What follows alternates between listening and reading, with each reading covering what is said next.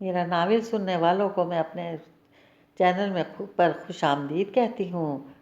Novel لے کر آئی ہوں منظر عشق پاشما ہستم قسط نمبر 56 کے ساتھ آپ کی خدمت میں حاضر ہوں۔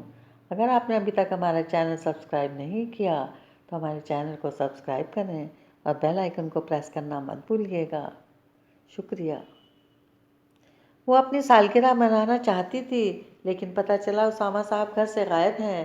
گلشیر سے معلوم ہوا کہ صاحب جی کسی کام سے باہر گئے ہیں۔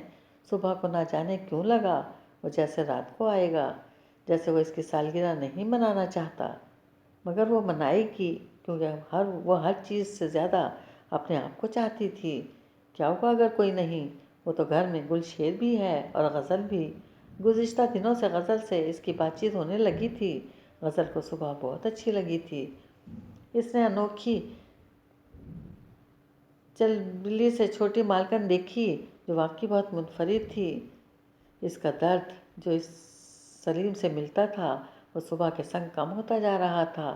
صبح اسے اپنے کپڑے کھانے کے لیے کچھ دیتی اور آج کل 2 دن سے سلیم بھی کہیں غائب تھا۔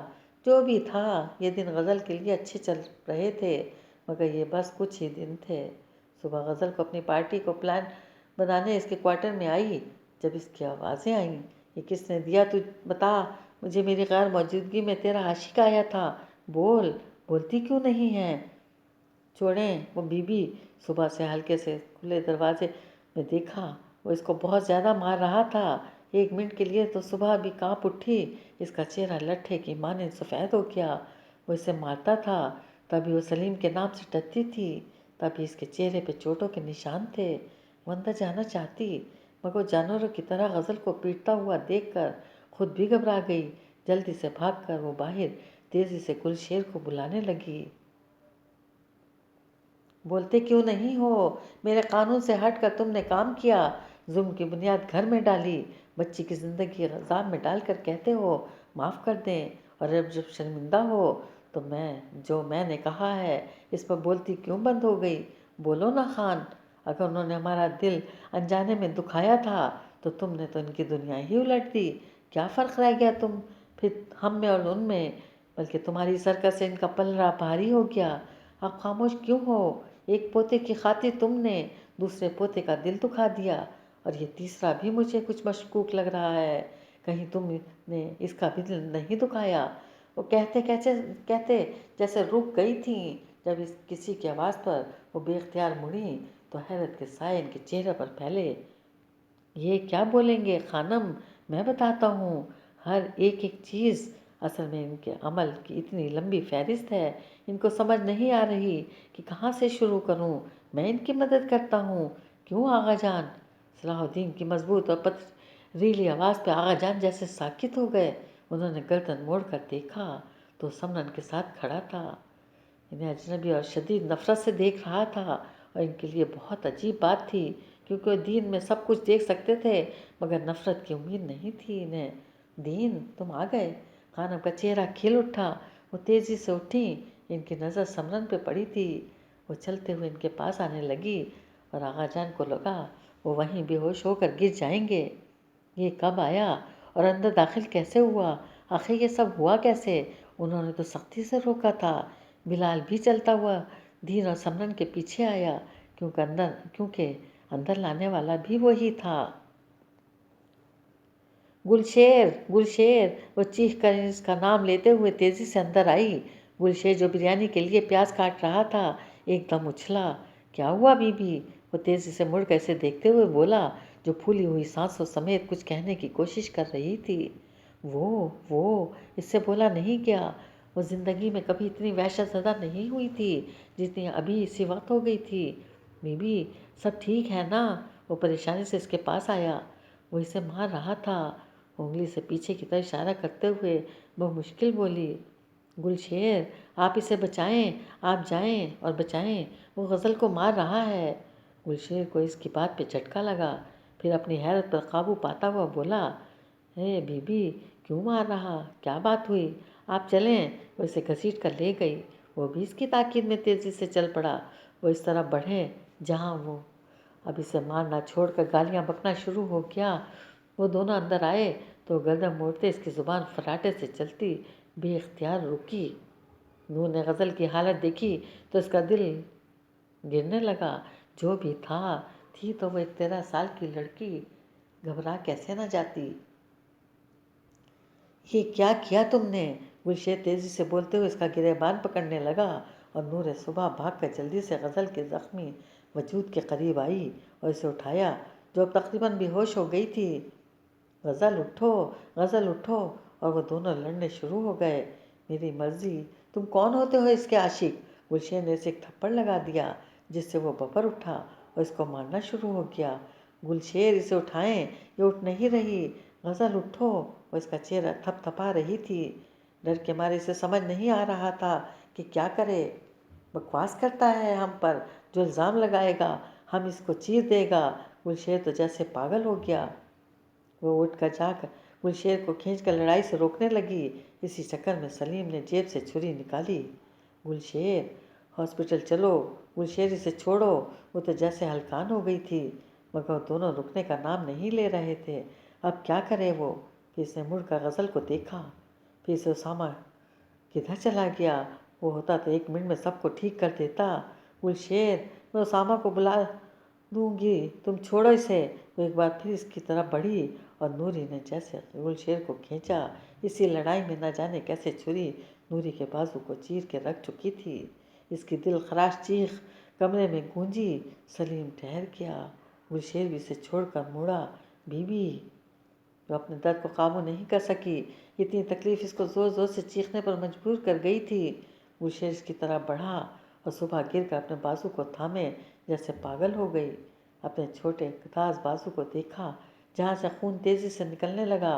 اس کا بی پی بھی لو ہو رہا تھا۔ سر پر تو جیسے بھاری بوجھ آ گرا ہو۔ آنکھوں میں دم نہیں تھا کہ وہ اب کھلی رہتی، وہ بھی آہستہ آہستہ ہمت ہارتی بند ہو گئی تھی، مگر اس کی درد سے نکلتی چیخیں ابھی تک سنائی دے رہی تھی۔ اس نے چیختے ہوئے بھی اپنے امی ابو اور آپی کو ہی پکارا تھا۔ خانم پہلے دین سے ملنے کے بجائے سمرن کی طرف بڑھی اور دین کو دیکھا۔ یہ وہی معصوم سی بچی ہے نا؟ دین آغا جان کی طرف دیکھ رہا تھا۔ ان کے کہنے پہ محض سر کو ہلا ہی سکا۔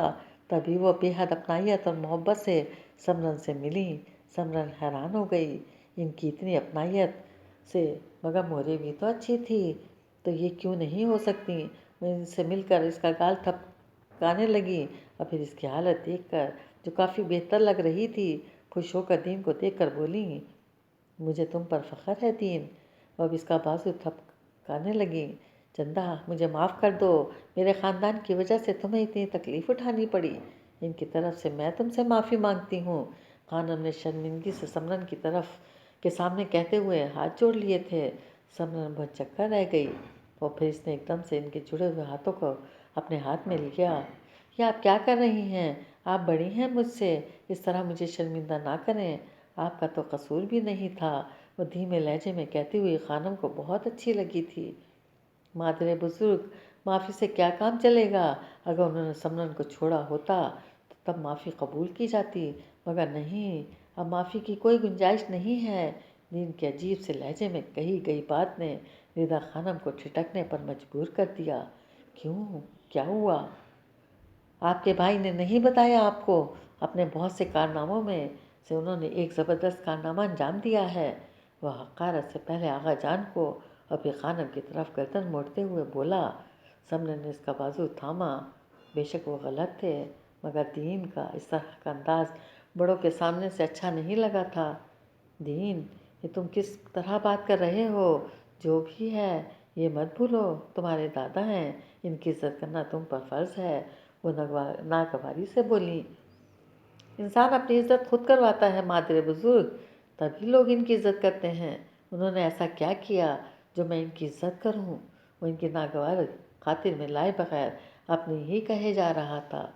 میں جانتی ہوں سمرن کے ساتھ برا کیا اور یہ معافی بھی مانگے گا، وہ کہنے لگیں تو دین نے ٹوکا، بات سمرن کی نہیں، بات ایک معصوم بچی کی ہے، اور وہ سمرن کی چھوٹی بہن نور صبح کی ہے۔ نکاح پڑھا دیا آپ کے بھائی نے، انا کی آڑ میں آ کر اپنے پوتے سے اور مجھے یہ بھی معلوم نہیں کہ کون سا پوتا ہے۔ اس بات پہ آغا جان تو ٹھنڈے پڑ گئے، جبکہ خانم ان کو لگا جیسے زمین ان کے پیروں تلے سے نکل چکی ہو۔ پہلے تو ساکت دین کو دیکھنے لگیں، پھر بلال کو، اور جیسے گرنے لگیں کہ بلال اور دین نے ان کے گرتے ہوئے وجود کو تیزی سے تھام کر سنبھالا۔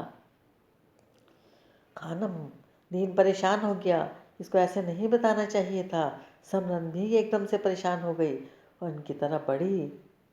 دادو ٹھیک ہیں آپ؟ بلال نے ان کو لے کر سامنے بینچ پر بٹھایا۔ سمرن نے جھک کر ان کا ہاتھ اپنے ہاتھوں میں لیا۔